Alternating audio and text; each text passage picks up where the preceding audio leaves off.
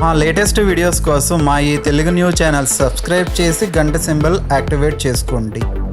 కార్తీక పురాణం 6వ అధ్యాయం. ఈరోజు ఈ కథను వింటే చాలు, దరిద్రాలన్నీ పోతాయి, అశ్వమేధయాగం చేసిన ఫలితం వస్తుంది. జనక మహారాజుతో వశిష్ఠుల వారు ఇలా చెప్తూ ఉన్నారు.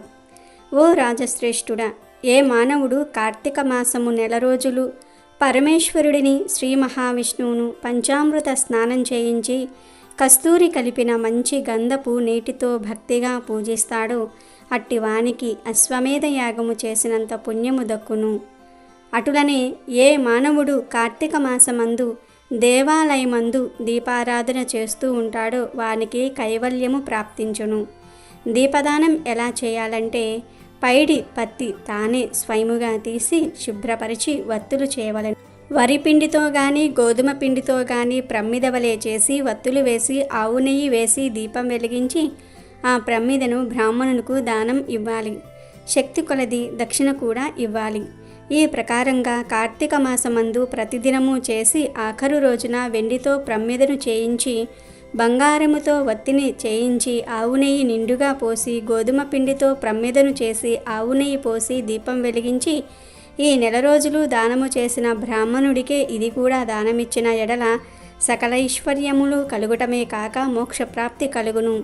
దీపదానం చేయువారు ఇట్లు చేయవలెను అని వశిష్ఠ వారు చెప్పినారు.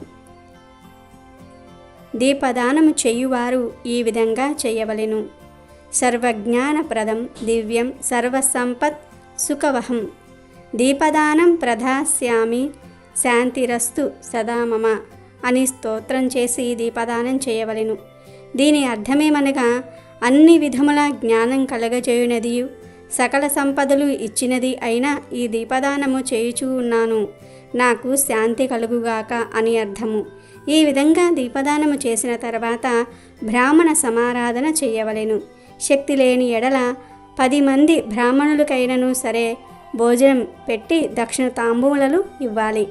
ఈ విధంగా పురుషులు కానీ స్త్రీలు కానీ ఏ ఒక్కరు చేసినను సిరి సంపదలు విద్యా అభివృద్ధి ఆయువృద్ధి కలిగి సుఖముగా జీవిస్తారు. దీనిని గురించి ఒక ఇతిహాసం కలదు, దానిని వివరించెదను, ఆలకింపుము అని వశిష్ఠుడు జనకుడితో ఇట్లు చెప్పసాగెను.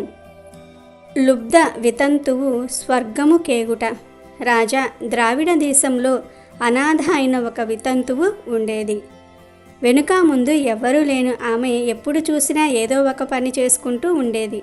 ఎవరు ఏది ఇచ్చినా వాటిని అమ్మేసి డబ్బుగా మార్చుకుంటూ ఉండేది.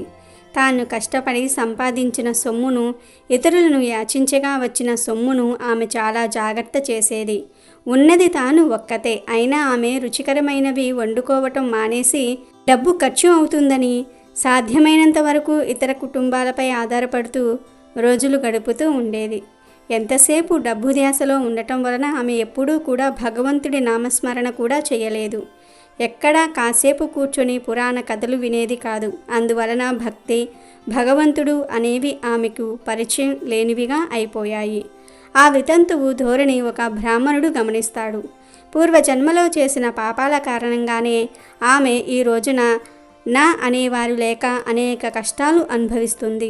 ఇప్పుడు కూడా ఆమె ఇలా భగవంతుడికి దూరంగా బ్రతకటం వలన వచ్చే జన్మలోనూ మళ్ళీ ఇలాంటి కష్టాలనే పడుతూ ఉండవలసి వస్తుంది. అందువలన ఆమెను సరైన దారిలో పెట్టాలని ఆ బ్రాహ్మణుడు నిర్ణయించుకుంటాడు. ఒక రోజున ఆమెను పిలిచి ఆమెతో ఒక విషయం చెప్పాలనుకుంటున్నానని అంటాడు. అయిష్టంగా అయోమయంగా ఆమె ఆయనకు కాస్త దూరంలో కూర్చుంటుంది.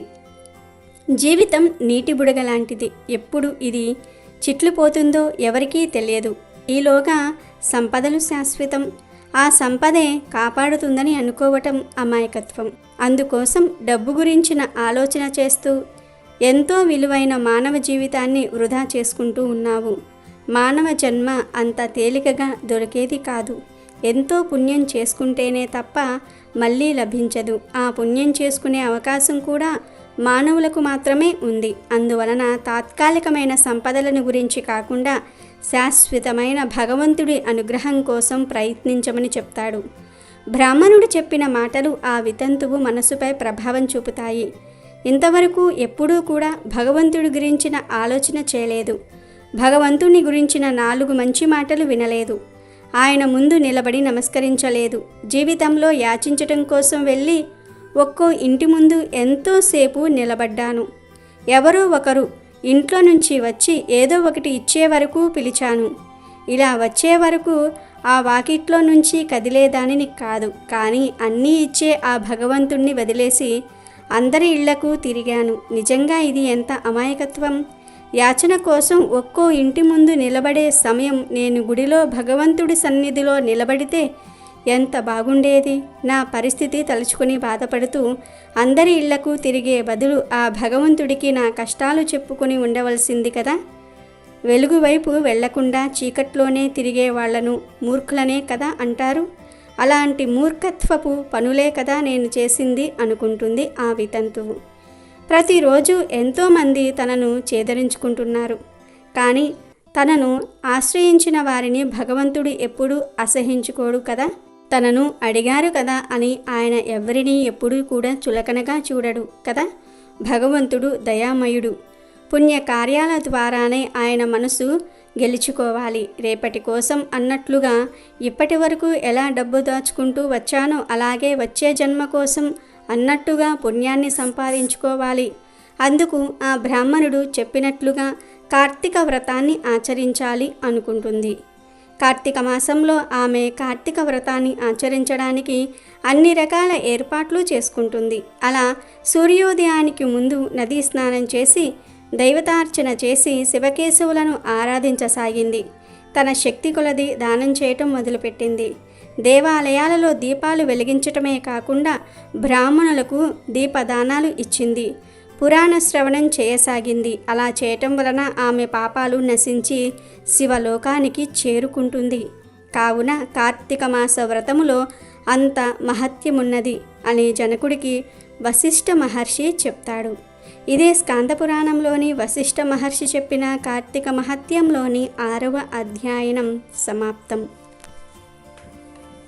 వీడియో నచ్చితే లైక్ చేయండి, షేర్ చేయండి, బట్ సబ్స్క్రైబ్ చేసుకోవడం మర్చిపోవద్దు.